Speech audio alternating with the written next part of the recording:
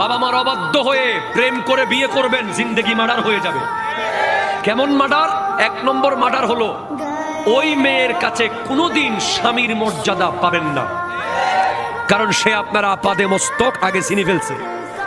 বিয়ের পরে নতুন করে আপনাকে স্বামী হিসেবে শ্রদ্ধা করার মতো মুড তার নাই, কারণ মোবাইলে কথা বলার সময় কতবার ওডা বেড়া তুই তাই শুরু হয়েছিল, ঠিক কিনা?